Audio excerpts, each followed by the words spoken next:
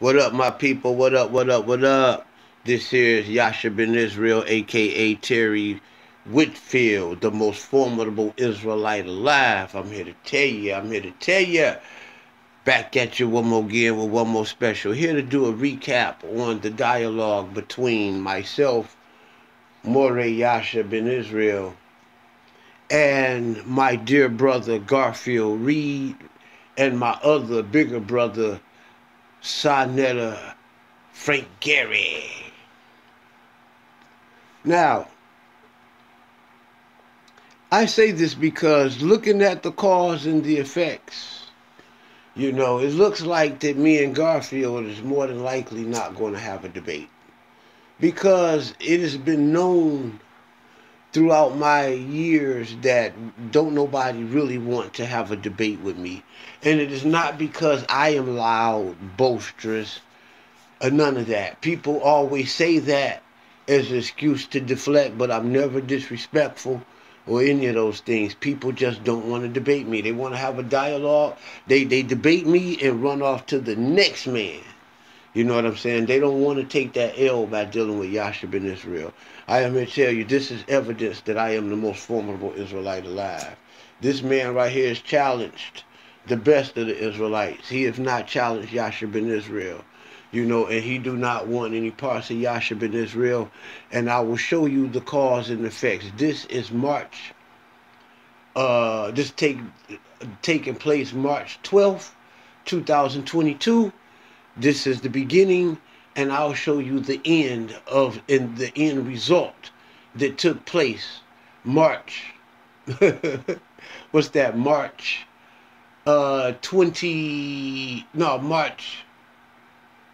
13th, the very next day.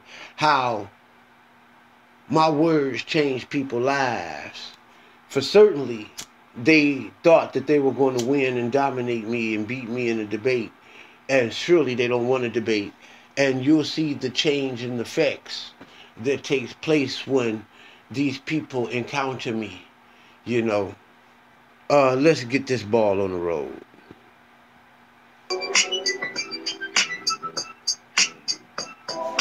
If you're conscious and awake, you heard about Saneter TV.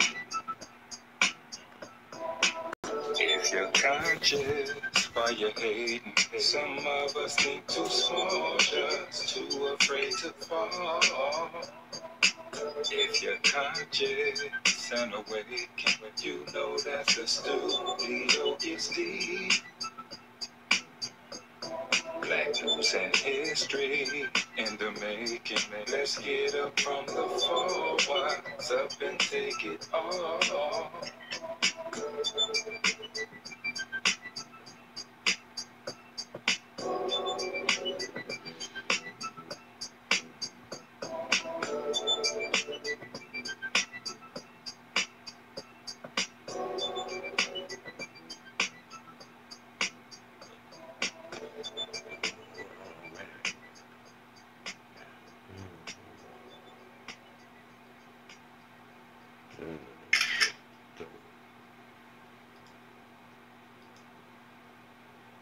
All right. Peace and Black Power family. You already know what it is. You see who I got up in here. I got Garfield, the Hebrew annihilator in the building, the bone crusher, the Hebrew terrorist, whatever you want to call him. He's in the building. He want all the smoke. And, oh shit, I got a Hebrew brother in the building right now. Peace, brother. You got to turn that camera on, man. Who are you?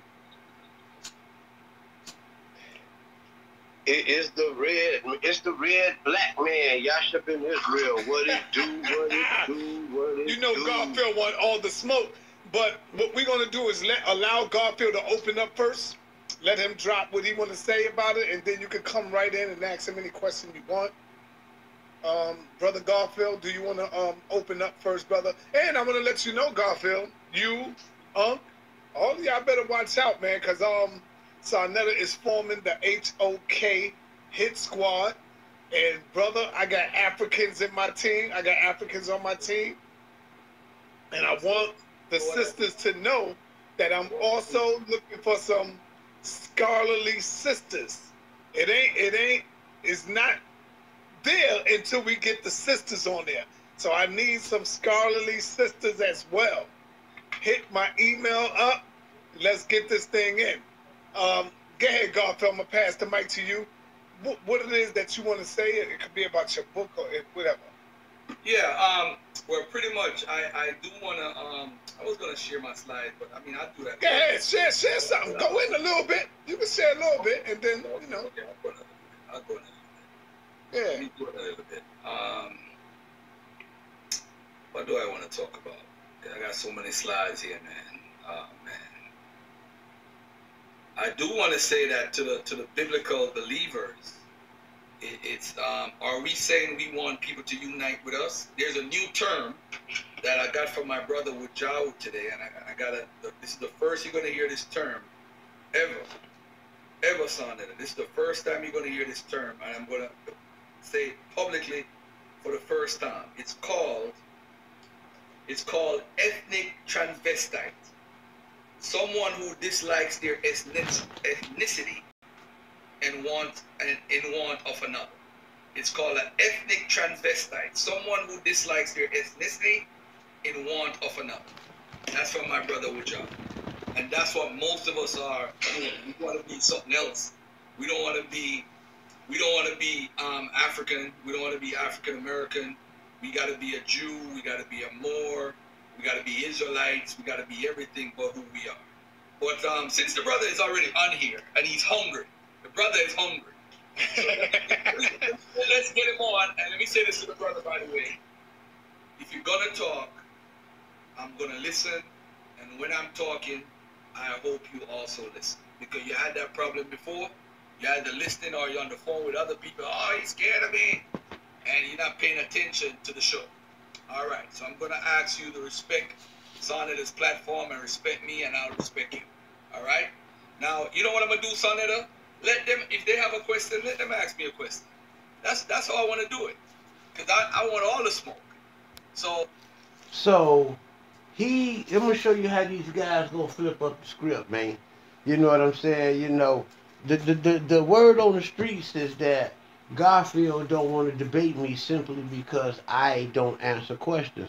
But he just started out, he just said that what he's going to do is he want to answer all of the questions. That's what he said. But somehow you're going to see a twist where things is going to shift and he's going to start asking me all of the questions when it was my job from the get-go to ask questions. This is why I'm not giving a whole bunch of information out, because my job was to ask the questions, okay? And that's what I was doing. I was asking my own personal questions that were never ever asked, that was never ever answered. A bunch of gish galloping, a bunch of logical fallacies, a bunch of ad hominem attacks. You know what I'm saying? And never addressing to answer my question. That is what is taking place. And what it was more questions being asked at me and more comments being directed towards me. That's called an ad hominem attack. Okay? That's when you take your attention off of the conversation at hand or the topic at hand and begin to make a distraction and begin to start talking and shifting the conversation to the person as opposed to the comment made or the question that was asked. Okay? That's called an ad hominem attack, and it's a logical fallacy. You understand what I'm saying? I want y'all to just watch and see what took place here. go ahead, brother. Unmute your mic and ask your question, Mr. Whitfield Yasha Ben-Yishrael. I like to know any evidence, any recordings, or any time signatures. Even if you can, even if this, what day, what time did I ever disrespect you, talk over you, or any of those things? Ask your question, bro. Let's go. We ain't got time. I just did. Let's go. Because you just spit out something that was false from the gate. Bro, okay. You came on into the last time. What happened the last time you was on here? I've had an intellectual discourse with everyone that I've talked to on Saneter, including you. Okay. All right. What's your first question? Now, what I do think you were doing was mixing up when I came to your show when you really tried to, perform a scene called a theme or whatever. And then that was unnecessary. We grown men, okay? All right. Can you ask a question? Let's go. You said that recently that Jacob, Abraham, Moses, or any of those characters, you called them eponymous ancestors. What do you mean by that? Okay. Let's go to Garfield's book. I like that question. Let's go to the best book ever written in the conscious community on Hebrew Israelites. Let's go to the No, that damn sure is the best book when it comes to the Hebrews. So that is #1 bestseller, by the way, by a guy from out of Jamaica, Cashapar, that came to the conscious community. Something that a lot of people in this community hasn't done, just for the record. All right. So now let's go to Garfield's book, page number 3. Eponymous ancestors. Great question. According to James Watts, in Understanding the Pentateuch as a Scripture, eponymous ancestry describes the practice of naming a group of people by the name of a common ancestor. Jacob is not the only character in Genesis to lend his name to descendants. Moab and Ben-Ami, the sons of Lot, become eponymous ancestors to Israel's eponymous ancestors to Israel's eastern neighbors, the Moabites and Ammonites, and of course, the sons of Jacob and 2 of his grandsons lend their names to the tribes of Israelites. Reuben, da-da-da-da-da. An eponymous ancestor is a person after whom a people, place, or institution is named or believed to be named. All right? For example, for Rome, you have Romulus. Romulus is an eponymous ancestor. It's based on what's called etiology. Etiology is when you're tracing the roots of where you come from basically fictional characters. That doesn't mean an eponymous ancestor has to be fictional. But in the case of the ancient Near East and what all the cultures normally do, they write a story and use an eponymous ancestor and say, I came from that person. The perfect example is Jacob, whose other name is Israel, and Israel is the leader of the Israelites. Another example is Romulus. He is the one where Romans say they come from. Rome, Romulus, he's an eponymous ancestor. That's where they say they come from. But nobody in Rome believes Romulus is a real guy. The Greeks also do that a lot, where they write about an eponymous ancestor. If you read Manetho's writings of the king's list from Egypt, the pre-dynastic period, he goes way back. Where he has some guys in Egypt lived to be 800 years and thousands of years. Those are eponymous ancestors. So every culture in the ancient Near East has it. All right, it's nothing new. All right. So I hope did I answer your question? Yeah. My next question is,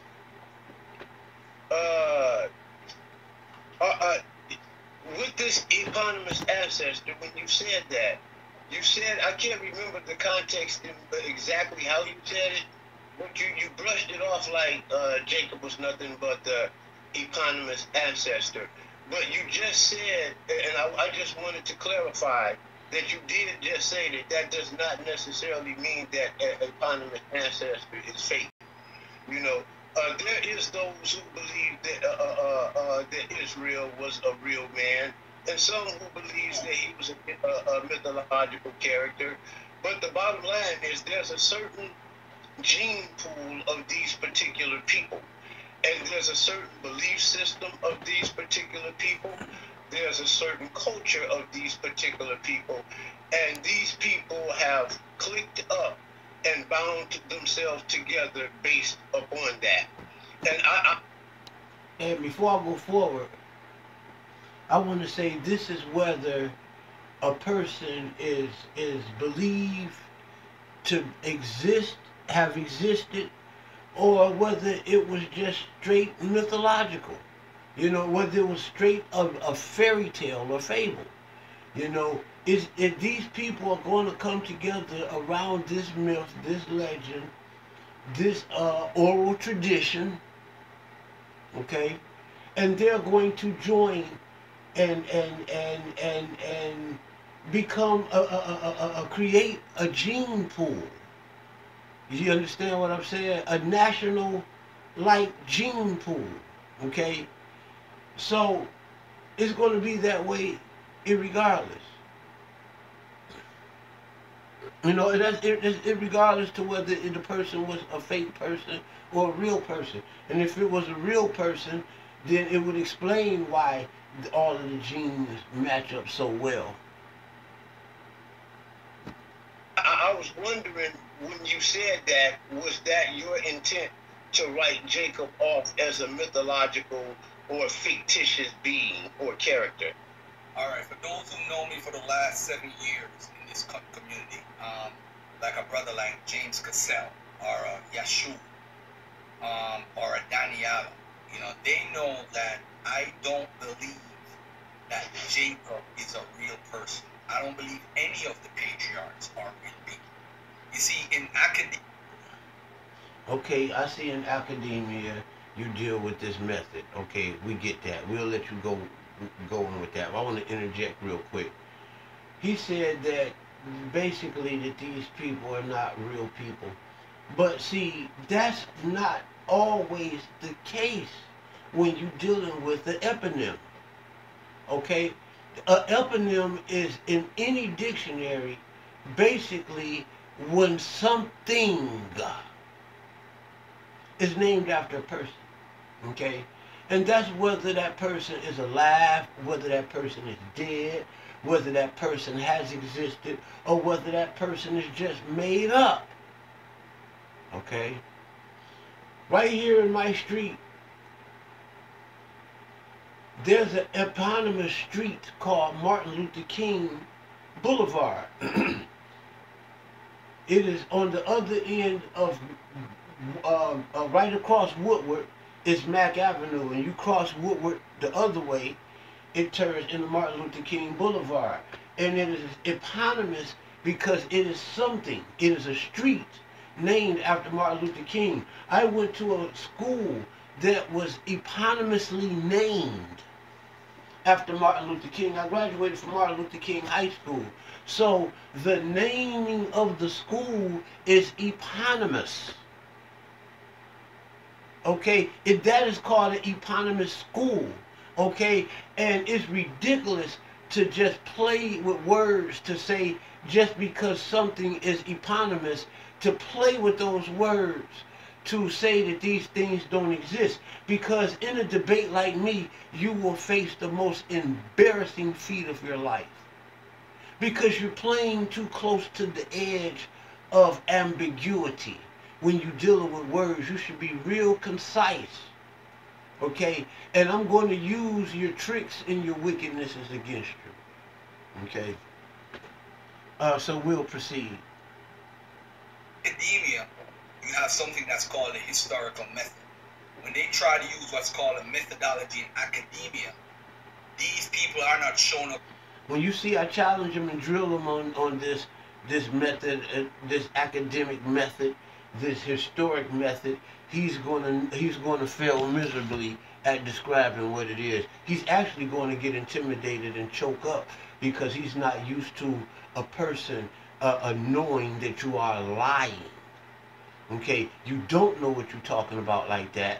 These colleges and universities that you claim you got these doctors and master degrees in history and all of this bullshit, you know what I'm saying? I know it's a lie because I have just associate's degree and another bullshit ass degree, you know what I'm saying, in history and in archaeology and linguistics and all of that. You understand what I'm saying? And I know that these steps that he's talking about does not exist in academia. These are steps that you learn on your own. Colleges and universities don't teach you these things. Just like colleges and universities don't teach you about Kemet and Black Israelite and any of this other stuff. You dig what I'm saying? Some of this stuff or about blacks coming to the Americas or blacks ruling the world, you know, being the world's first civilizers and civilizations.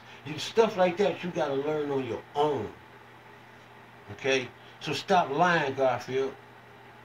You're going to fail miserably when I drill you on this method that you brung up. And you going to say something about me harping on it. It's you. Right there, you just said it like 2-3 times. Okay? But you saying I harping on it. Okay? We're going to see what the tapes reveal. They're not showing up in archaeology. They're not showing up in history. They can't find them at all. So when you can't prove somebody don't exist 100%.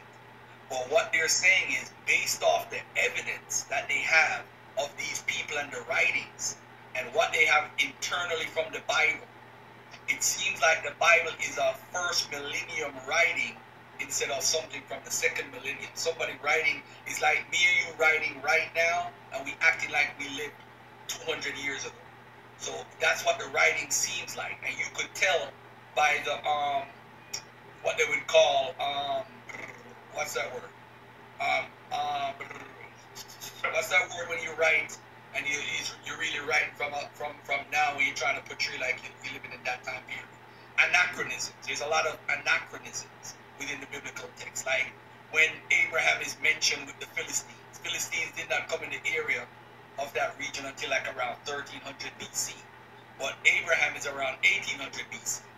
Moses is writing about Edomite kings that lived in the 8th century. Show you how he lived supposedly in the 14th century. So you're writing like you're living in this time period, in an older time period, but you're really in a modern day time period writing backwards to project yourself to the future. They will call Earthian. They will call Chaldean. But what happened is, if you believe in the Bible, the New Testament 100%, I don't see the necessity of debating anybody that just believes. And he talking to if you're Old going to use Testament archaeology and history, we can have a dialogue. But if you just believe, you believe.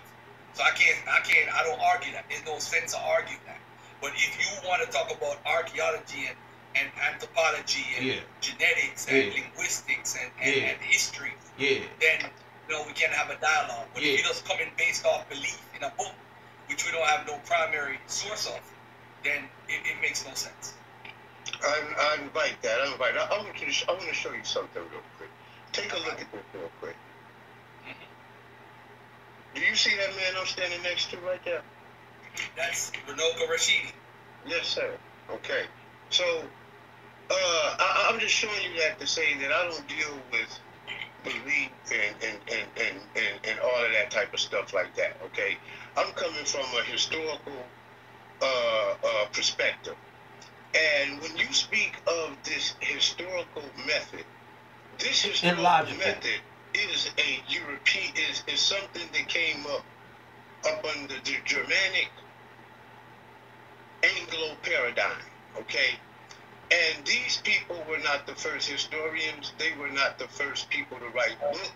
Hold on. I'll be finished. They were not the first to have libraries. And when you go back to, can you show, because I have a question, can you show me any evidence of this so-called Eurocentric, not scientific method, historical method being used by ancient historians and even Moorish historians like Ibn Jahiz and Ibn Khaldun and Ibn Battuta and people of the Moorish paradigm in Africa. Can you show me any ancient people that studied this that depended upon this historical method to write history? Well, anyone who writes history is actually partaking in the historical method. Anyone who partakes in writing any form of history is partaking as far as in history. Now, why would Ibn Battuta, like you said, why would he be using the historical method? What would be the purpose of it? He's writing something at the time period. What you're asking, when you say with European concepts and all that stuff, if that's the case, why do you speak English? You see, this is the nonsensical arguments that I don't like in this community. If you are scared of the... This is why you should know who you're talking to. That's not why I speak English. I speak English because that's the language of my nativity. I am in the Anglo-Saxon, WASP, white Anglo-Saxon Protestant society, who speaks the Anglo language, which is the English language. And due to my captivity, that is the language of my nativity, my first language, the language that I learned. Okay, and in that learning, I further that learning all the way up into my college and university days. I think my highest English course was English 120. You know, it was dealing with literature. So, you know, and I talk about Ibn Khaldun and Ibn Adrisi, you know what I'm saying, and Ibn Jahiz, you know, Moses Mayamanai, you know. I talk about these people because they were book writers. And I'm saying that your European method, or you call it academic method, you know what I'm saying? And then one minute you call it the scientific method, then the next minute you call it the historic method. You know, but I guess you dealing with methodology. You know, I'm going to prove that you don't deal with methodology. You just talk. You know what I'm saying? You know, all right. And well, just let me go ahead and just put the tape. The white man and scared to study and try to deal with things on an academic level. Don't say a word. Say your name is Terry Whitfield as you put on the screen. So you know what? You know, because I had to say that because he said why I speak English. That's why I speak English. I also speak Arabic and I also speak Hebrew. You know, I need to kalam fil Arabia, meaning I speak Arabic. You know what I'm saying? I'm the Mudabrit Ibria. You know what I'm saying? Or Ibrit. You know what I'm saying? I speak Hebrew.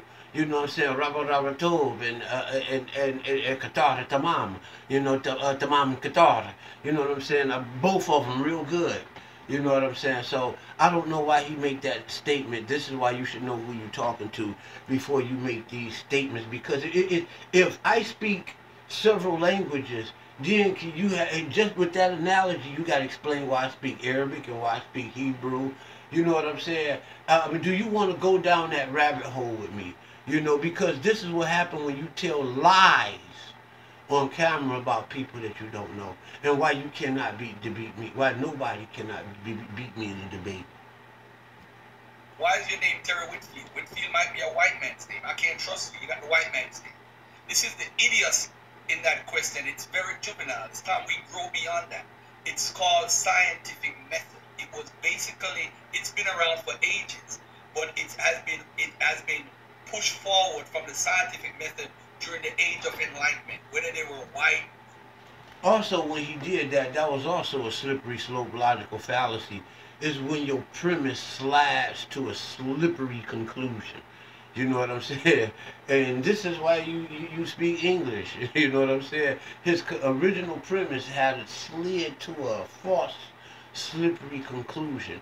You know what I'm saying? It's almost like, you know, somebody wants some candy, you know, and I say, no, I'm not going to give you none because if I give you some, I'm going to have to give everyone else some. His original premise of giving some candy, you know, turned out to be, no, I would like to, but I have to give someone else some. It's a slippery conclusion. You don't have to give someone some, everybody else some candy because you gave someone else some. You can just say, I don't have no more. Or, no, I don't want to give you none. You know?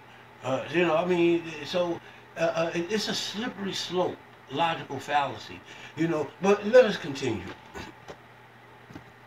Black, red, blue, I don't care. It's a scientific method. When you go to a doctor, do you go to your doctor and say, oh, is it a white man in the lab or a black man in the lab? This is the... See, there it again, there go your premise sliding to a slithery conclusion. Slippery slope again. Bingo, bam. They don't call it slippery slope for nothing. Just ridiculous. It's when your premise just slides on down to something just not real and ridiculous, and just a conclusion just ridiculous. Who does that? Just slippery slopes, logical fallacies. This is the problem with us. We're so scared of science.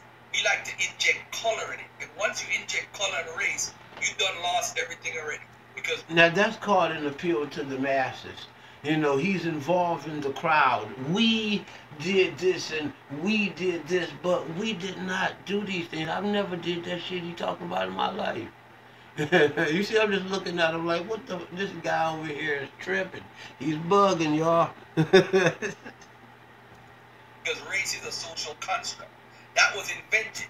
So why do we use race? Because that was invented by white people.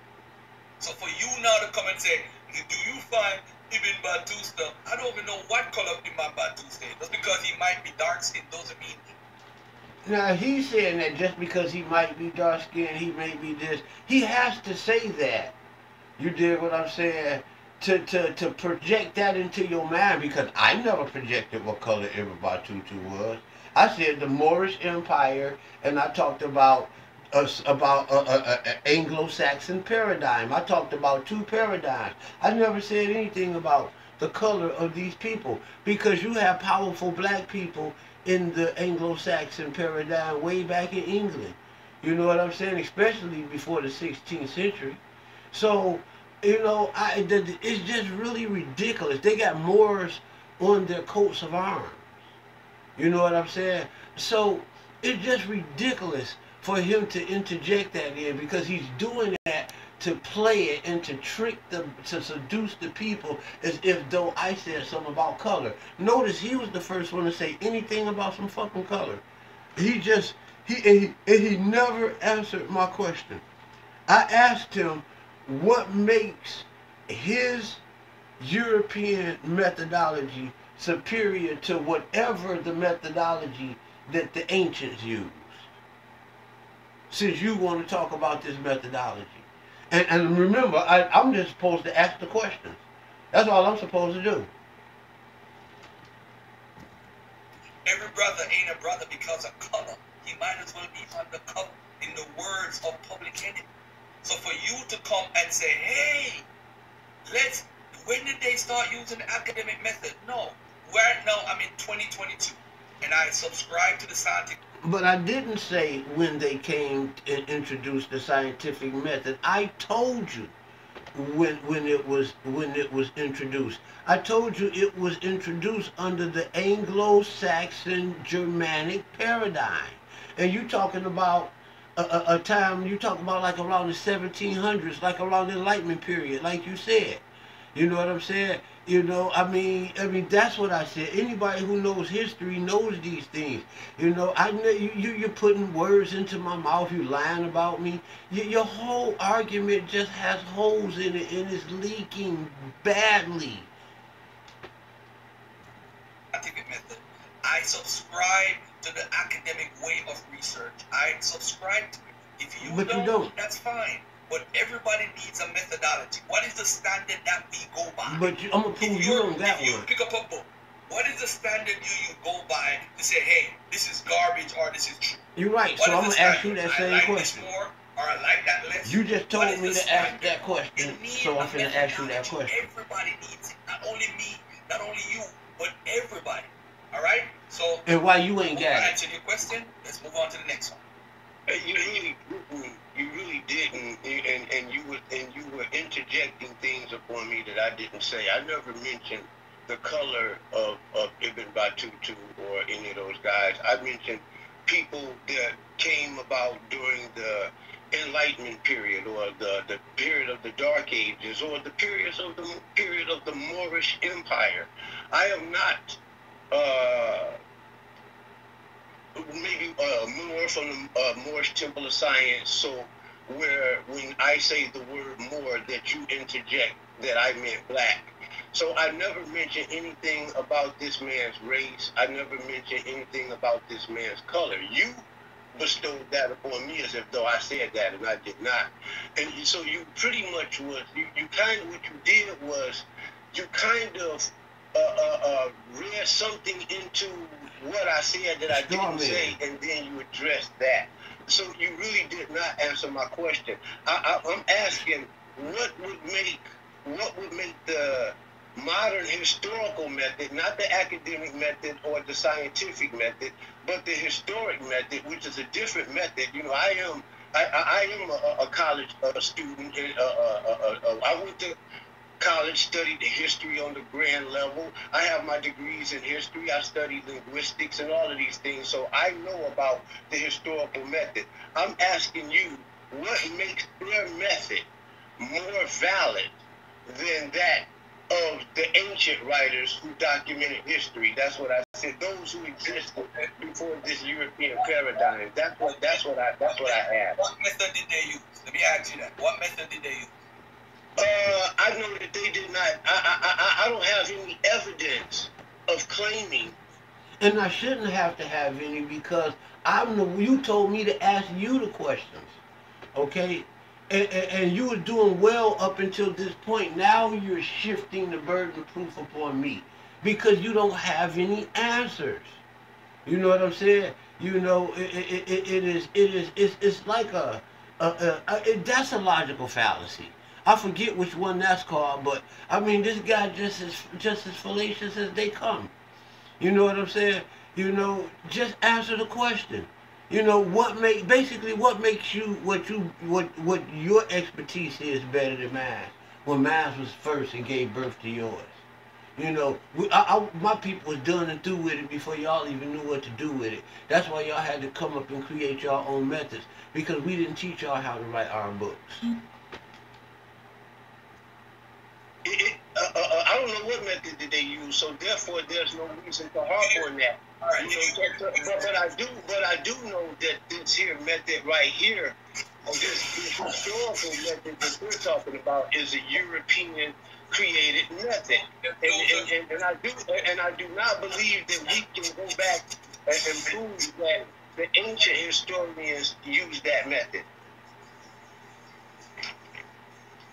So I'm asking, whatever method that they use, what makes this modern methodology more valid, more credible than that of the older historians? And even going back to the let this transcend race. Let this transcend race. Let us go back to the old Greek and Roman historians. You see, I'm asking, what makes it modern?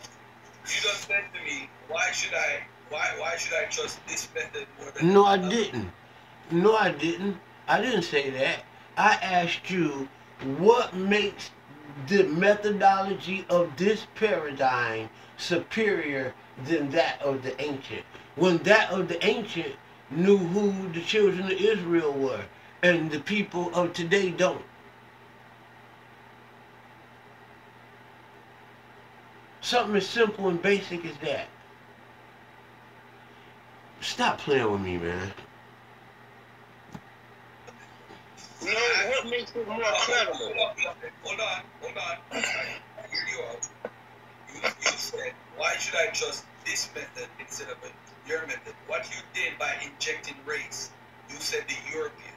A scientist and a method has nothing to do with if it's a European or an African. You don't know if an African was involved. You have no idea if an African was involved in the historical method. I don't know. I don't know who created it, but it's a standard. I know that this method came about up under the Anglo-Saxon Germanic paradigm. You're going to tell me what I know and what I don't know. No, I tell you what I know. I know that this methodology did not come up under the ancient Afro-Asiatic paradigm. It came up under the New World Anglo-Saxon Germanic paradigm, dude. It's shit that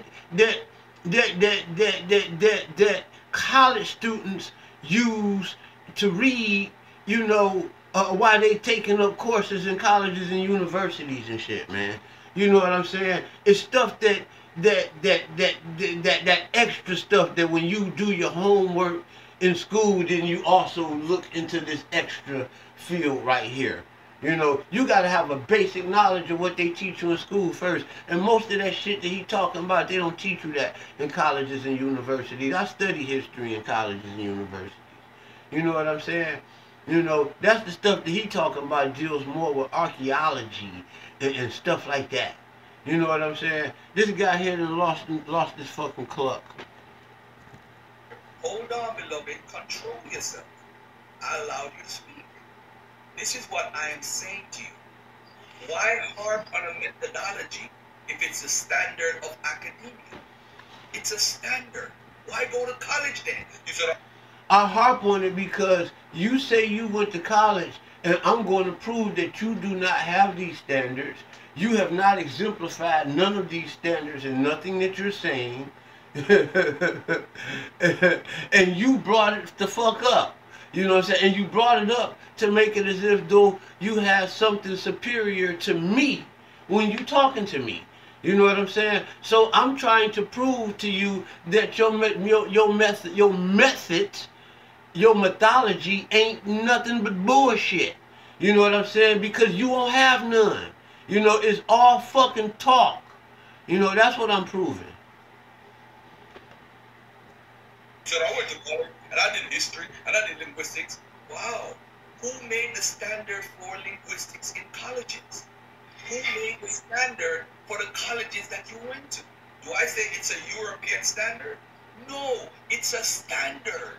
So by you saying Eurocentric, it's a standard that probably was written by Europeans, but in today's America, black people is involved in everything. We was even involved in the White House, still are involved in the White House, even sat in the White House presidency. So it is just ridiculous to think that there's no black people on the boards of the curriculum that take place in colleges and universities. That's about as ridiculous as thinking that there's no black people that take places inside of fucking law firms and hospitals and high positions. It's ridiculous. You know what I'm saying? You want to try to paint this fallacy that it all go back to European standards, but when you should understand that all of my teachers in the school, in the academia of my mastery was all black and very pro-black and conscious black professors, and they put their spin on it and they twist on it and showed me other ways, you know what I'm saying, to really engulf this knowledge. Well, when I learned Arabic, my Arabic teacher did not even use our damn college books. You know what I'm saying? He taught us straight off the top of his head. So I have the right to say that my Arabic teacher taught us by his standards. The standards that I learned Arabic by is by the standards of Ustadu Nadir Mushin. Alright? You know, so you really got to understand who you're talking to. This is the reason why you want me to just sit here and shut up. I really could go really ham. You know what I'm saying? I really did a good job and beat you just on volume 6. And right now I'm turning it up to volume 7. If you'd have debated me, or if you decided that's what you really, you know, want to do, you know what I'm saying? I'm turning the volume all the way up on 10, dog. All right. You're injecting color into it. The DNA, the first no, you did that. The genetic coding of human beings happens to be a European. So what? Science is science. This is why I say I'm going. If you're going to bring up race and a white man is doing this, a black man, this is a useless conversation. If you're going to bring up my beliefs, but you did useless that. Conversation. If you're going to have a conversation about standards, okay. You have a problem with the historical method? I do have a, okay. I do have a conversation about standards. Why don't you do that? And I don't have a problem with it. You're still reading into what you're creating your own narrative, a straw man argument based off of what I'm saying. Okay, I'm asking you what makes the modern scientific method or modern historical method more credible, more valid than the methodology that the ancients used. That's all I asked. You reading too much into it that I did not say, and I don't really want to deal with that. I just want to ask you which one makes it more valid. Okay, I don't have a problem with either one of them. I've studied them. I've studied ancient historical records, and I've studied modern historical records that was done up under the modern methodology. Okay, I don't have a problem with this. The issue is that you're saying that I'm harping over it, but you were the one who brought it up, and you brought it up to say something. And and now that you feel that it's important to harp over it, there's no need for us to go any further on that because you were the one that was harping over it. Okay. Well, you did ask me a question about one of his ancestors, and you asked me about Jacob. The reason you're asking about Jacob because you claim to be Israel. And if Jacob is not a real person, that makes your identity null and void. That's the only reason why. No, it does not. And nor is that the reason why I asked you the question. I asked you the question because I want to know, why do you think that your methodology that you chose is superior to the methodology that I like? You know what I'm saying? Because I like them both, and I'm a master of both, and I can beat you in both. You understand? That's why I asked you that. I'm just asking you because I know that I can beat you in both. I'm asking you, why do you think what you got is superior than what I got? That's why I asked you that.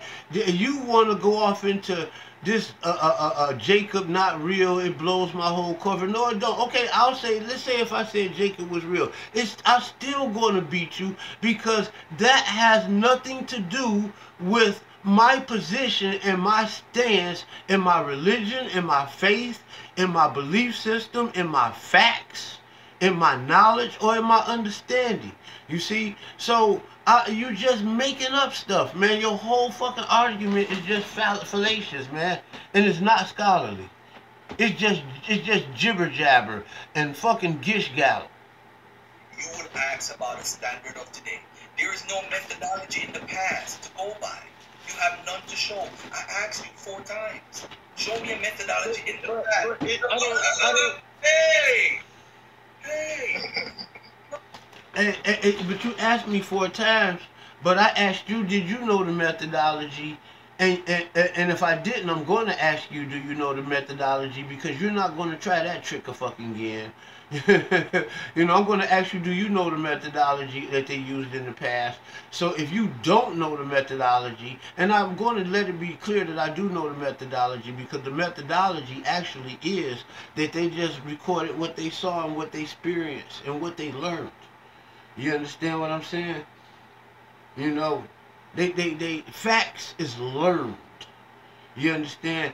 And that's whatever they learned, that's what they recorded. Most of their knowledge was done on first-hand observations. You know what I'm saying? Observation of the facts. You know what I'm saying? You know, and that's what they recorded, and that's what the ancients written. Now, this methodology that you're talking about today and all of that, it's not the same as the writings of the ancients. And that's when the modern day writings is not even factual about history. You know what I'm saying? And that's a fact. You know what I'm saying? The ancient writings is more valid and more credible than this shit that they talking about with your methodology when it comes to history. And this is the reason why your black scholars in history, you know, your revolutionary ones have a completely, totally different writing style than those that are in your colleges and your universities today. So this guy really don't know what he's talking about. No, I mean, you see? You know, I made you talk, I made your point. The point I am making, my brother, is that if you have a methodology that supersedes the methodologies that's been used, because there's tons of or they were white or black, and you're blue. What's that noise on it? Uh-huh. There was a noise a while ago. That was you. I don't know where it came from. Okay. All right. So now what I'm saying, my brother, is that you have not shown a methodology to compare to the standard of what the methodology. I'm going to give a quick example. There's something in the stories of the New Testament.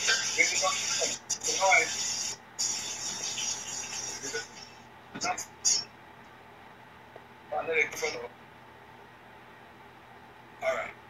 So there is a methodology used in the studies of Yasha Ben-Yishrael, people know him as Jesus of the Bible. It's called the criterion of embarrassment, where they said that John the Baptist, by the writers of the New Testament in Mark or wherever, saying that Jesus was baptized by John, they said that why would a Christian write that Jesus was being baptized by the ancients did, when they wrote that, baptized that message. sin? So it's kind of implying that Jesus needed to be baptized. You're saying, why would a Christian write that? So they have something called the criterion of embarrassment, which is something that they wrote to say, here, this is a standard that we go by. Now that was no error. They just wrote what they saw and what they experienced. Is also used for the criterion of embarrassment.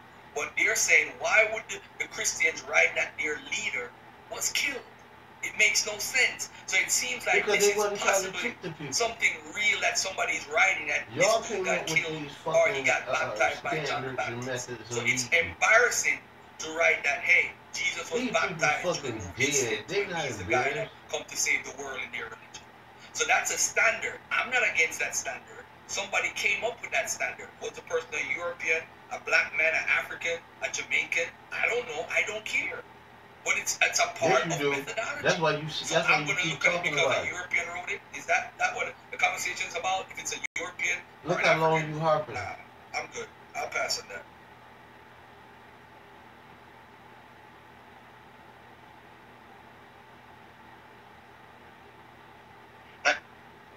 Go ahead, brother.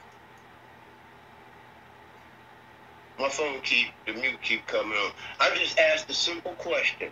What made the modern methodology, you want to hang on European, what made the modern methodology? I had to say European because in studying of European history, I'm familiar with how most of their methods came about in the time span, okay? I'm not familiar with what the ancients had used to write history, what methodology they used. I would like to believe that it was based upon the facts, okay? Them writing based upon their experience, what they saw, what they heard, what they experienced, okay? Now this criterion of embarrassment, that may be a methodology. The modern historical methodology that you talk about is a methodology. I just simply asked you which one. Why do you? What makes one more valid than the other? And you could easily say nothing. Then to go all around with all of that gish galloping. You know, because that was really just a bunch of nothingness when you could have just simply, we just having a dialogue here. We're not fighting, we're not beefing, we're just having a dialogue here, okay? And I just asked you what makes one more valid or more credible than the other. And in here, what you did say, or what you alluded to, was that nothing makes one more valid than the other. So we can proceed on to the next phase. Let me just respond to that in 45 seconds. First of all, to compare a methodology, you have to have another method to compare. You have nothing to compare to. What you're doing is, and to be honest, you don't know what you're talking about. You're talking about somebody writing history, and you're talking about a methodology. It's two different things. When Ibn Battuta writes something, that's not a methodology. He's just writing. What we're doing as human beings today is we don't live 2,000 years ago. So in order to prove history, what historians do is use a methodology to try to find out what we can prove or what we can prove and what we can say there's a probability of. Like Garfield, if I believe Jesus of the Bible is real, I can't say 100% he's real. I say there's a strong probability. That's what historians do. There's a strong probability based on the circumstantial evidence that there was a guy behind this tradition. That's what I stand on. But if you are going to look back in history, there's a standard I could go by. I could go by the oral tradition standards. I could go by source criticism. I could do higher criticism. There's several things I could look at. I could look at internal evidence of the Bible, external evidence of the geographic location, the settings, and the stories, the people that's in the story, do they match up in history, and what we have as records, and compare and contrast. You're saying, why is the methodology today more legit than the standards that they used back then? You have not shown a standard from the past. All you have mentioned is historians. The people who wrote so the we talking Bible about a methodology. What is the purpose of the methodology? The purpose of the methodology is to give us a way to look back and try to see the probabilities of these people, if they're real or not. What they did with Abraham, Isaac, Jacob, Moses, all these figures who are before David, what they did who are called the patriarchs. They look at them, look at the writings, look at the geography, look at the king's names that they call, and try to see, does this make sense that Abraham talks about a king that existed 400 years later? Does that make sense for Abraham to be a part of this? What was going on as a geography at the time when Abraham was traveling from Sumer or from Turkey and into Canaan? What was going on at that time? Who was the king? Because Abraham, the writer in Genesis, is naming kings. I'm going to give you a quick example of what's a problem that I pointed out in the chapter, the last chapter of the book. Abraham is said to have named Beersheba. But later on in Genesis, Isaac is said to have named Beersheba. That's a problem. So if Moses is writing the Bible, why would he say, give a story of Abraham being the reason why Beersheba is named, and then later on, 4 or 5 chapters later, Isaac is the reason? That's a problem. That's very problematic. That's telling me that's not the word of God. That's a man making a mistake, or somebody rewriting the story, and the people who compose the books together made an error by both of them in Genesis. That's what that is telling me from a realistic perspective. But these are the things that people who deal with the Bible look at. Look at the use of the name Chaldea. Chaldeans never came into the area until 9th century BC. But the writer of the Bible is saying that he's from Ur of Chaldea. How could he be from Ur of Chaldea when the Chaldeans never got into the region until 9th century BC? Because we have archaeological records stating this. So this is why you need a methodology. So you could go back and have a standard to go by. It doesn't matter if my uncle made it up. It don't matter if you made it up. As a matter of fact, it don't matter if Saneter and the Paul made it up. If it's a standard that let us have a plausible reasoning and come to a logical conclusion, I'll use it. I don't care if Mika in the chat made it up. I don't know. If she made it up, I have a problem. Okay, it's not that I don't know what I'm talking about. I don't think you know what I'm talking about. And I don't think that you know what you're talking about. Can you name the steps to this historic methodology? I know gathering evidence is one of them for certain. Can you name the steps to this historic methodology to see that you know what you're talking about? Not off the top of the head, but I can Google it. I can just bring it up. It's simple. You can just go to the wiki article. That would be sufficient, because if you can't do it off the top of your head, then you don't know it, and you shouldn't interject that on me. That's what you've been doing all night, but not and if you don't put on this computer, then it don't exist. You're just making up shit. All I did was ask. I can't get past one question. Can we go across the? Can I respond? Yes, sir. All right. And now we know that you know what the methodology is. No, the methodology off the top of my head without looking at it, right? Because you don't know what you're talking about. Is you got to first and foremost ask yourself a question. So the question would be, whatever we're researching, say for example, was Jesus a historical person? You don't gather any information first. Like you first start. I didn't Google it. So you just first start asking questions. The first thing you do is ask. Hold on. The first thing you do. No. I didn't bring it up yet. It's not on my screen. All right. Let me just keep that off. I was gonna think about my computer wasn't moving.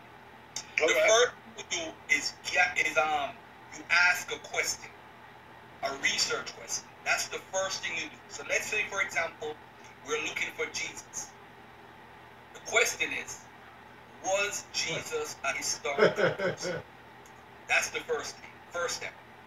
The second step is what you said. Oh, you said, yeah, I know, we gather all information. Yeah, you're right. That's the first thing all you do. Information that you can then you start asking questions, you dumbass. What are we looking for in archaeology? What are we looking for? And that's how you do research, not how you record history. What historical records do we have? We have you get data about what happened. That's what you do when you record history, you stupid. What historical records you might also have?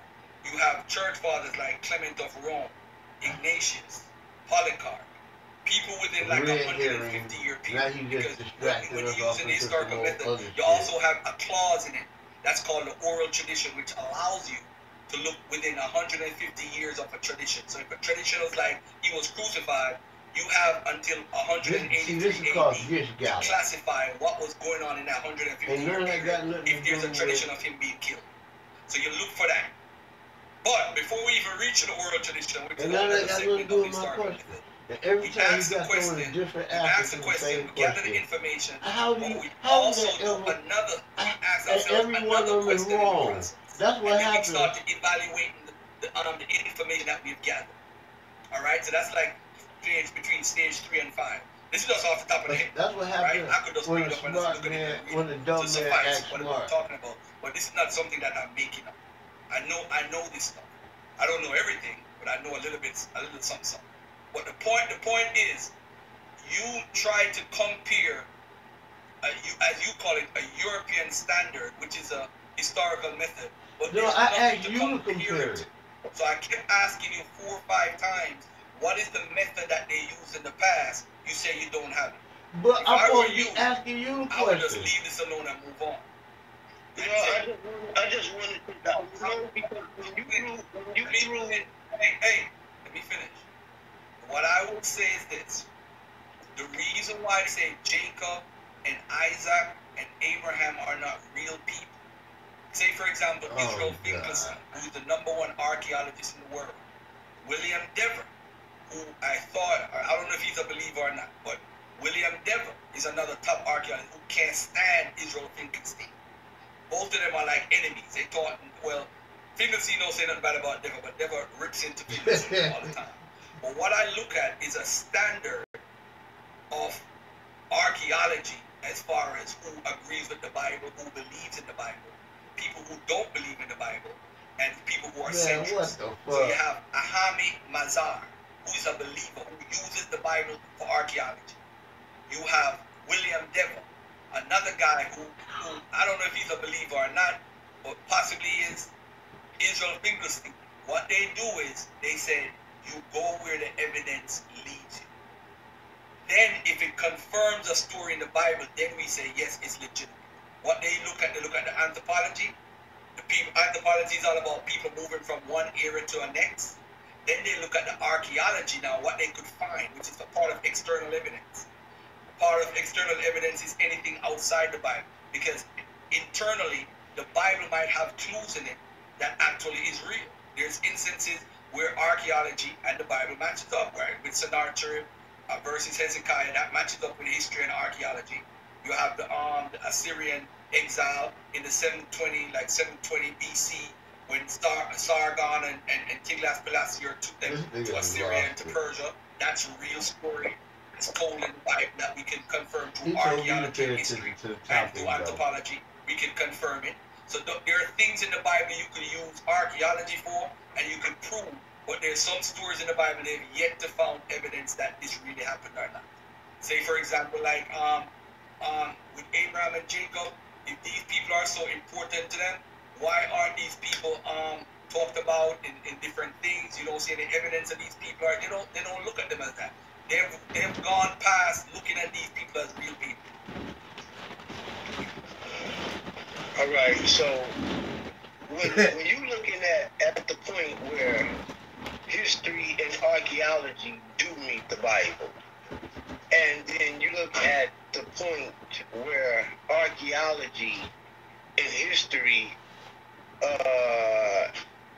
do not meet the Bible in the sense of, let's say, Abraham, okay, or any of those eponymous ancestors that you mentioned. All right. If you have no evidence for Abraham or Jesus or Muhammad for that matter, or Jimmy Hoffa for that matter,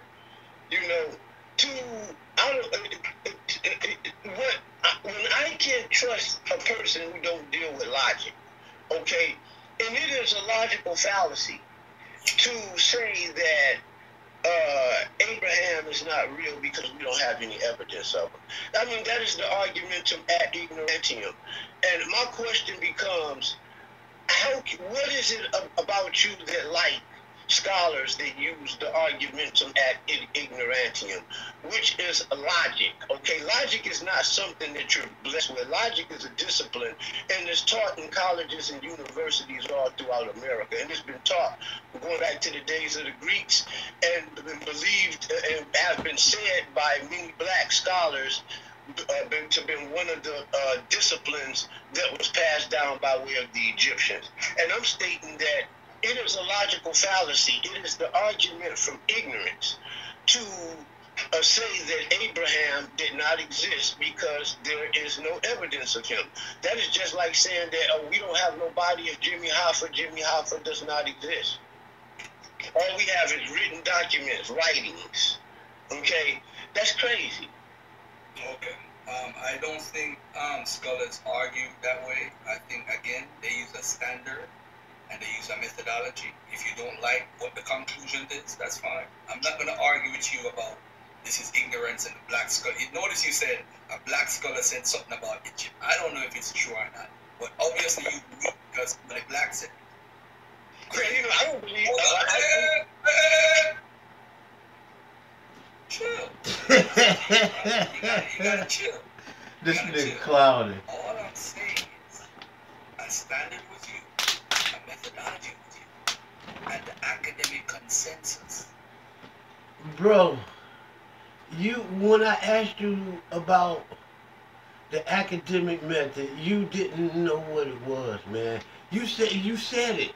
And you said you didn't know right off the top of your head. I said, if I asked you about the steps and the procedures, the basic elements of it, you know, can you just tell me what it is, just right off, can you do that? Because you said, if you tell me that you deal with the academic method, you should be able to tell me the basic elements of what you're dealing with. If you can't do that, then you're not dealing with no methodology. You're just fucking talking, man. You know, I always said that a smart man could act dumb, but a dumb man could never act smart. He could do this type of shit. You know what I'm saying? But when you ask him the real good questions that only somebody who have real intelligence of something should know, they're going to fail miserably every time. They're going to do shit like say in school, if the teacher give you a math problem and you just don't even know the operation, don't know how to do it, and you just write some wrong numbers down. Okay, and then she mark it wrong, and then she had you do it again, and then the next time you just write down some different wrong numbers. You know what I'm saying? You know, that's what this guy's doing. You know what I'm saying? It's like every time I ask this guy the same answer, like the teacher giving the student the same problem. You know, it's like every time I give this guy the same question, he give me a different fucking wrong answer every time. You know what I'm saying? And that's how you know that people don't know what they fuck they talking about. Because when you ask them the right questions, they begin to crumble every time. You know what I'm saying? And I'm just having a ball over here watching. Like, how is it that you ask the same question and you get all these answers are supposed to be right, man? You know what I'm saying? But all of them is a different answer. Some of them is so far range that it's fucking ridiculous. But this guy's supposed to be, these guys are supposed to be better intellects than me. And I don't answer questions. I'm supposed to do the asking. What the fuck is you guys talking about? I ain't even supposed to be answering no questions, but I am. You know what I'm saying? But you guys is fucking so backwards and so it's fucking ridiculous. Says, hey, you know what? This guy don't seem like a real guy. I'm not gonna argue with you about argument from ignorance and all this craziness. I'm not doing that. What I'll say to you is, what you'll say is some more stupid shit, because that's not an argument from ignorance. Is not crazy shit or stupid shit. You know what I'm saying? An argument from ignorance is logic. Okay? It's basic logic 101, dude. You know what I'm saying? It's how to identify formal and informal logical fallacies, bro. And what I did is that I showed you that I identified you conveying a logical fallacy. That's what I did. You understand what I'm saying? And the nonsense and the craziness is really stemming from you pushing logical fallacies on every fucking time I ask you this, different ones, on every time that I ask you this. How in the fuck do you ask the same question and get a different answer every fucking time, and all of these answers supposed to be right? What I do know is that if you can ask the same question and get a different answer every time, and all of them answers be wrong. I do know that.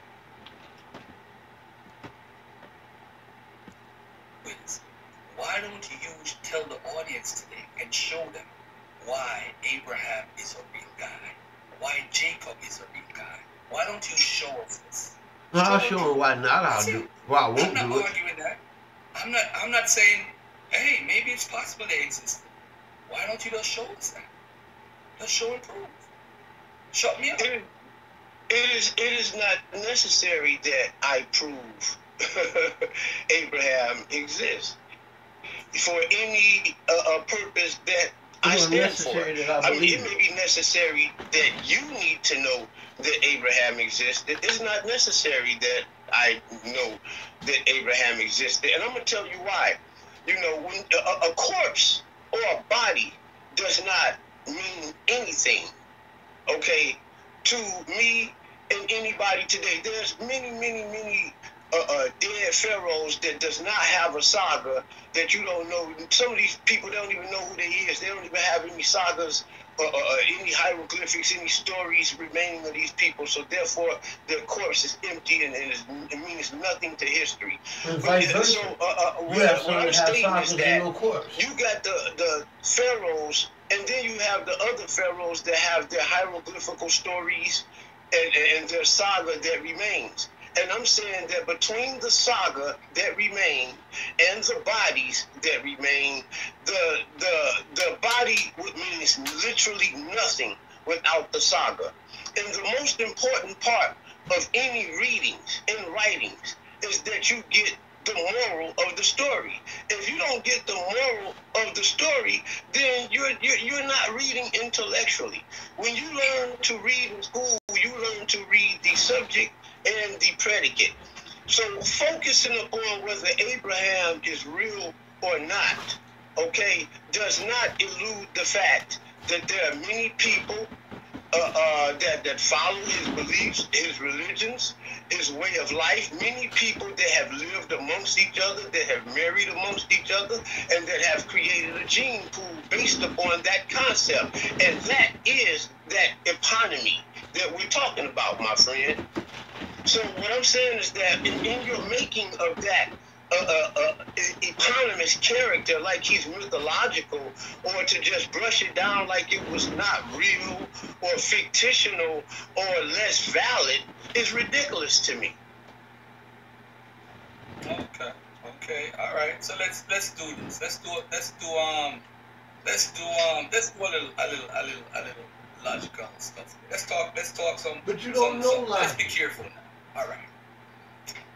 You believe Abraham, Isaac, and Jacob is real because you claim Israel. That's not my fault. That's your fault. What the issue? Are you telling me that, or are you asking me that? You should be asking me that, because you can project stuff on me all night. While I'm talking, brother. Okay, go ahead, and I'll just say you lied, because you don't know. You should ask me what I believe. You named Yasha Ben-Yishrael. Well, you're an Israelite. Right. Are you an Israelite? Right. Are you an Israelite? Right. I'm asking you, are you an Israelite? Right. Yes, right. For like the 8th time. Do you connect yourself? You got an attitude, bro? No, you can't hear me, and I keep saying yes, right. Right. And I don't get it. That's not an attitude. You keep asking me, so I have to keep answering. Do you have an attitude, sir? All the time.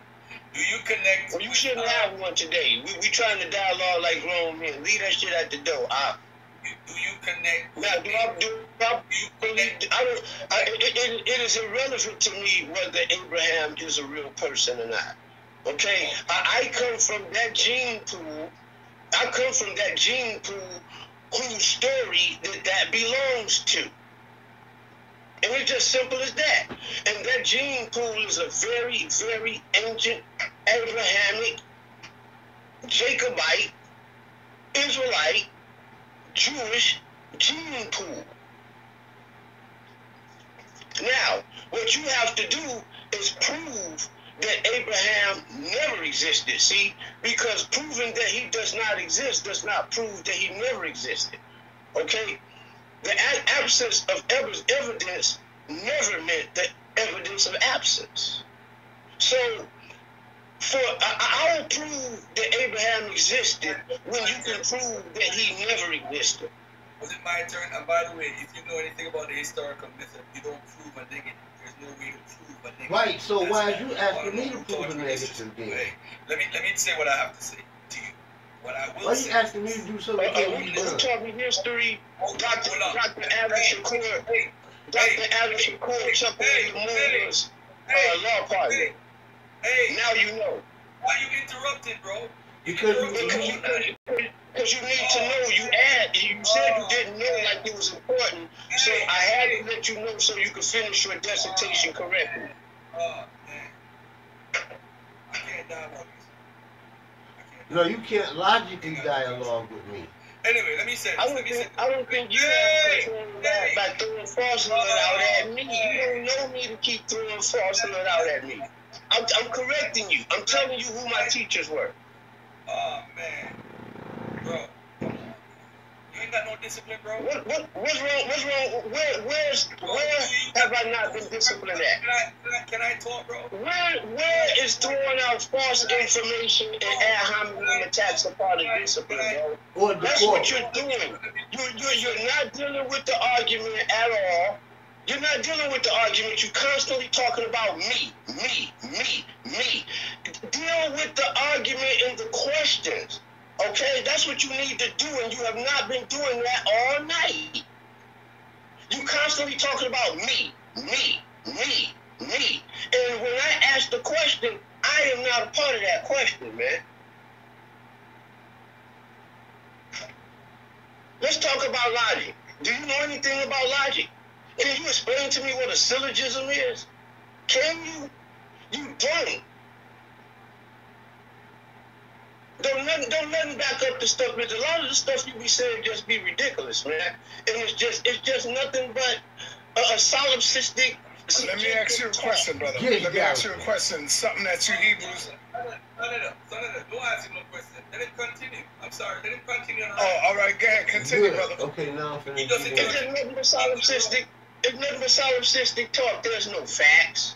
You say you talk about you deal with a scientific method. You deal with data, but data deals with facts. The information deals with facts. You know, I don't hear nothing you say talk about when you deal with the Israelites. I don't see no data proving that they none of the stuff that you're saying. I don't see no oral traditions validating none of the stuff that you say. I don't see no history, no archaeology, and no biblical nothing backing the stuff you say. All the stuff that you say, my friend, is nothing but solipsistic subjection, bro. And that's subjectivity, and that's just the reality. No facts, no nothing. Conjecture. All right. See, a smart man can act dumb. A dumb man can't act smart. And see, you can tell that when you ask the dumb man the questions. When you ask the dumb man the smart questions and he answers them incorrectly, that blows his cover. And that's what's been happening all night, dude. And this is why you making the ad hominem attacks and constantly throwing the conversation on me as opposed to my questions and my argument.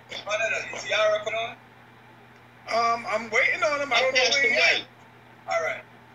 Hold on 1 second. You know what, bro? If you want to rant, go ahead and keep ranting. I'll wait till you stop. I said I passed the mic. I said I passed the mic 3 times. You sure? Yeah, and I'm muted. All right. Oh, man, that was a long time. But you've been First going of real all, long if for a anyone, simple answer. I don't believe Abraham is a real person. That doesn't mean he's not real. But that's an But the issue is, include. I don't believe he's a real guy. Period. But I think he's an eponymous ancestor based off of academic scholarship. That's what the consensus of scholars teach. But the issue... No, but the issue is that when you make an argument based off your disbelief, that in logic is called incredulity. Okay? So basically you're basing your whole arguments from incredulity. You understand what I'm saying? That is called an incredulous argument. You know what I'm saying? It's a logical fucking fallacy, bro. You sit up here and go through all of this shit with me and tell me that you don't even believe it. You the type of guy that would sit up there and waste your whole life arguing about shit that you don't believe.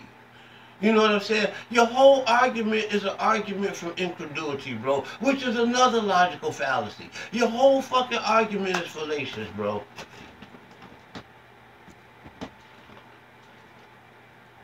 Issue is, whatever they did, I'm just saying, period. Bro, you're going to have to come up with some sort of paper or research that proves them wrong. The issue is, I rock with the consensus of scholars because I'm not an archaeologist. I'm not out there. So why is you I'm arguing saying with to one? you right now, can you prove Abraham is a real guy? This is the standard. Forget what anybody says. I don't deal with logical And fallacies. don't say, I don't care Abraham is real. Because he is the You father do. of the Hebrews. I'm saying to you, can you prove Abraham is a real guy? That's all I'm asking. And you went on this rant for like 15 minutes. That's all I want to do. No, I just said that you deal with fallacies, man. Why in the I fuck? cannot prove that Abraham is not a real, was never a real guy. Can you prove that he was never not a real guy? You know, because... All right, stop for 1 minute, brother. That's not how you answer a question, Yes, it brother, is. to prove your faith. The burden of proof That's is how on you you. still make Y'all a the nigga. one that say these Bible people are real people. No, So he's asking no, you, ain't no fucking hold on, Saneter. Ain't no motherfucking hold on, bro. Let me tell you something, dude. What your boy is doing, like I said, evidence of absence, absence of evidence do not mean evidence of absence, my friend. See, and what your boy is doing is called the argumentum ad ignorantium, and I just fucking explained to you how that is a fucking logical fallacy. What happens is that these guys make fucking statements and make claims that when you make a statement and then you make a claim, the burden of proof is on you to prove this fucking shit that you say. See, these guys come with the logical fallacy, the argumentum ad ignorantium. You know, they when it comes to that, what they do is use that, but there's no evidence for such and such, so such and such didn't exist. What they do that as a cheap attempt to shift the burden of proof upon the person who did not make the fucking claim. That's a fucking logical fallacy. You do argue like that, dude. This is why I'm the coldest debater around, and this is why everybody fucking run from me.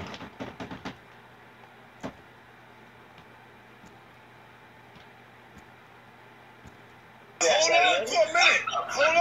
Hold on. No evidence of me saying that. Hold on, brother. Hold on for a minute. Y'all the ones that come and tell us that these prophets are real. And so now Garfield is saying, can you prove it? If you can prove it to him, he might end up converting. I might end up converting.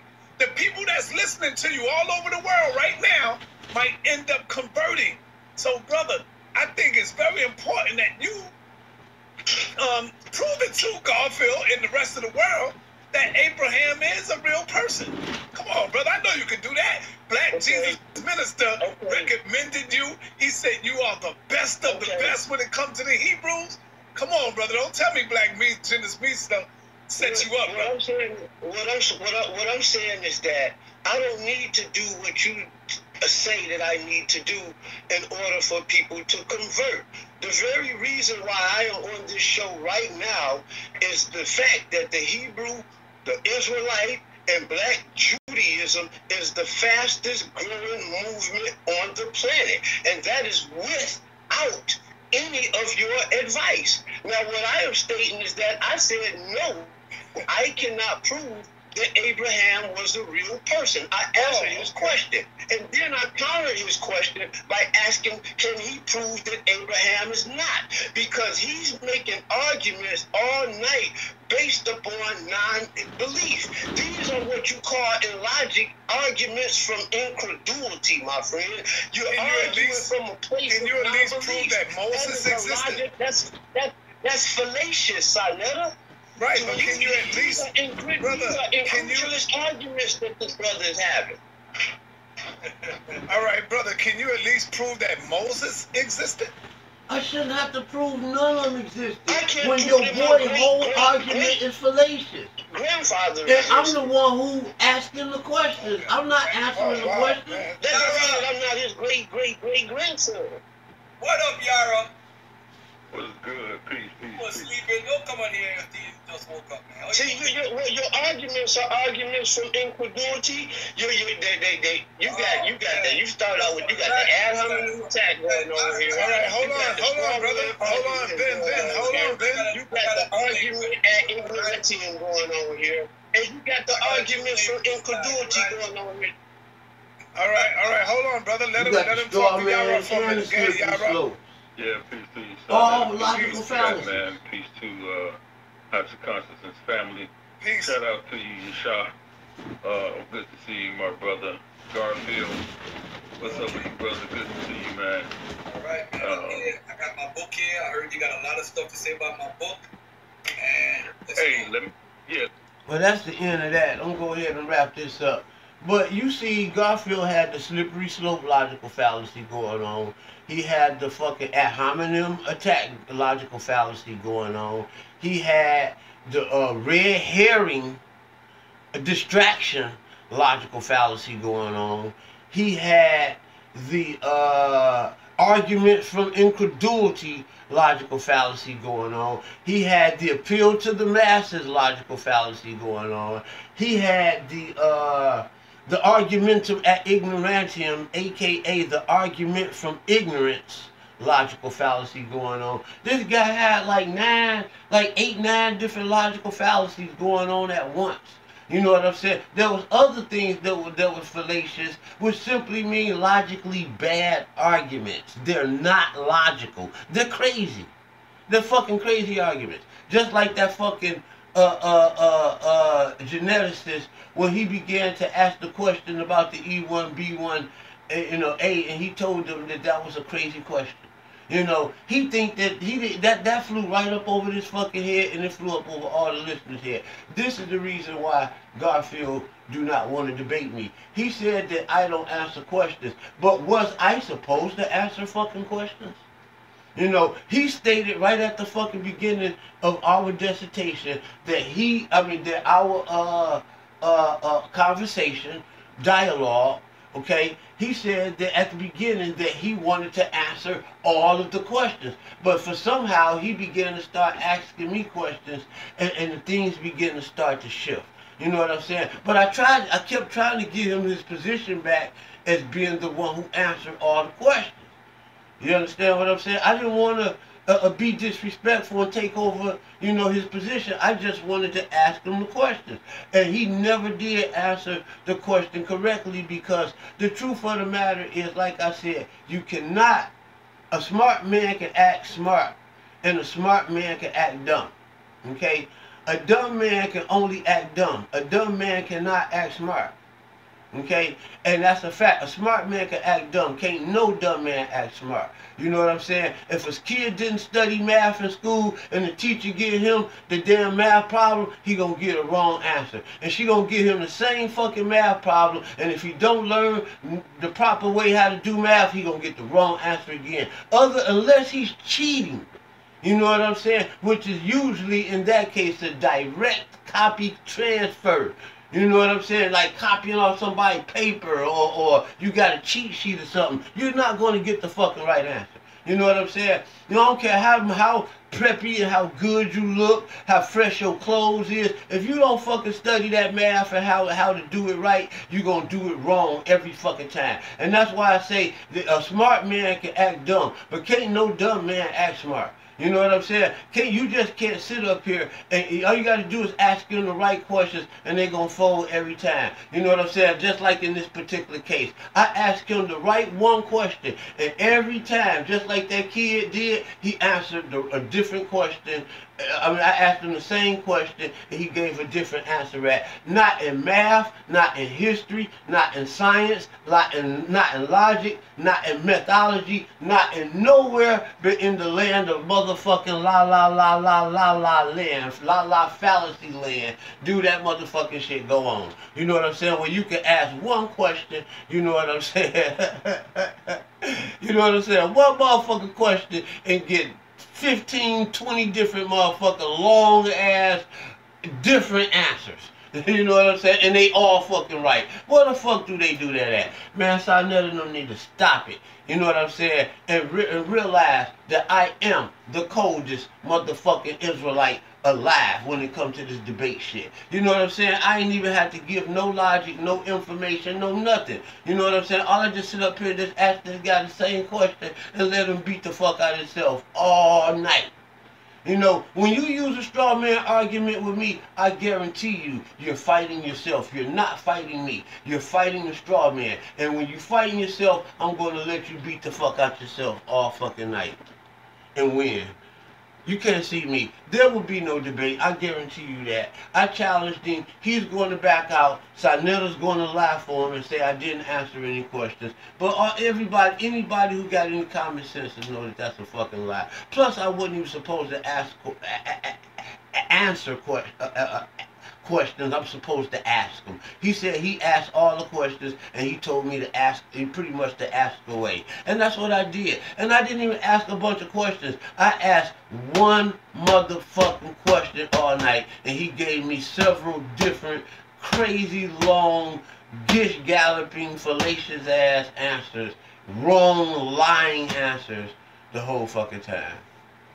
Peace, y'all. Now, tomorrow, the next day, I'm going to show y'all the video the next day. The next day, he started off this video talking about how he hated God, or don't believe in God, and he don't believe in none of the Bible, and he talk about the Bible people real hard like a dog. But the very next day, he came up against a group of atheists, you know what I'm saying? And he used to be on the atheist squad, but the very next day, that brother confessed Jesus Christ. You know what I'm saying? After debating with me. You know what I'm saying? And took some of the learnings that he learned when he was in seminary school. And him and Black Jesus Minister, a.k.a. George Blanche, they destroyed Jabari and Saneter's new hit squad on, that's May 13th. Okay? So, yeah, it's going down. You know what I'm saying? Yasha Ben-Yishrael. This is the reason why I am one of the most formidable Israelites alive. You see how I get down and I didn't even do anything. All I did was just ask one question all night and made this man beat his fucking self. You know what I'm saying? My question becomes, how is it that I ask one question all night and I get a different answer, you know what I'm saying, every time and they all be right? And you're the intellect, and you win the dialogue or the debate, or somehow I'm just the fucking moron or the idiot. I think, man, you're as long as you play black people like that, somebody's going to embarrass you like that, bro. You just got embarrassed, bro. That little eerie feeling, that little awkward feeling that you feel when you talk to me, that shit is called embarrassment, my bro. Yeah, let me say this, man. We out. I want to say, man. We out. I'll show y'all tomorrow the other video about what happened to him the next day when he was battling George. You know, and the things that he was saying about Christ this day. You know what I'm saying? He was really defending. He was defending the Bible the next day. That's what happened when the elder spanked the kid's ass. You know what I'm saying? It's, Daddy, Daddy, I ain't gonna do it no more. Elder, Elder, I'm not gonna do it no more. I promise. And the next day, them kids go to school and they be the best kids on the goddamn block when they get chastised by a real fucking man. You know what I'm saying? The next day, Garfield Reid and Black Jesus Minister, we got this shit documented on history. You see how he was bashing God, the Bible, the Israelites, all this shit. He's going to decline in the debate. I talked to Saneter today. You know what I'm saying?